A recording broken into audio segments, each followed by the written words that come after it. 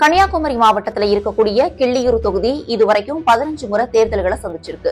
இங்க அதிகபட்சமா காங்கிரஸ் 8 முறையும், ஜனதா 3 முறையும், தமாக 2 முறையும், ஜனதா தளம் மற்றும் சுயேட்சை தலா 1 முறையும் வெற்றி பெற்றிருக்காங்க.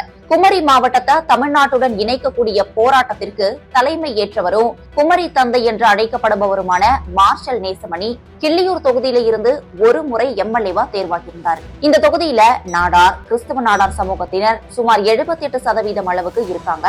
இவங்களை தவிர மீனவர்கள், ஆசாரி, நாயர் சமூக மக்களும் இருக்காங்க.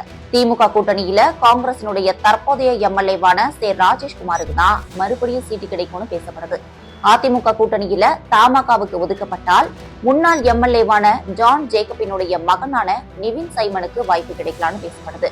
பாஜகவில மீனவர் அணி மாநில தலைவர் சீமா, மாநில செயற்குழு உறுப்பினர் தர்மராஜ், மாவட்ட விருந்தோம்பல் பிரிவு தலைவர் தானுமூர்த்தி, மாவட்ட துணைத் தலைவர் சந்திரகுமார் ஆகியோர் சீட்டு பெற முட்டி மோதிக்கிட்டு வராங்க.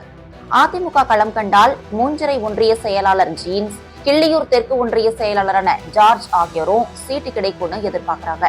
கடந்த தேர்தலில் ராஜேஷ்குமார் சுமார் 1,00,000 வாக்குகளை பெற்றிருந்தாரு. தமாகவினுடைய ஜூட் தேவுக்கு 46,000 வாக்குகளும், நாம் தமிழர் கட்சியினுடைய பீட்டர் ஹாரிஸுக்கு 15,000 வாக்குகளும் கிடைச்சிருந்தது. முதன்முறையா களம் காணக்கூடிய விஜயினுடைய தாவேக்கா ஒரு கணிசமான வாக்குகளை பிரிக்கும் அப்படின்னு பேசப்படுது.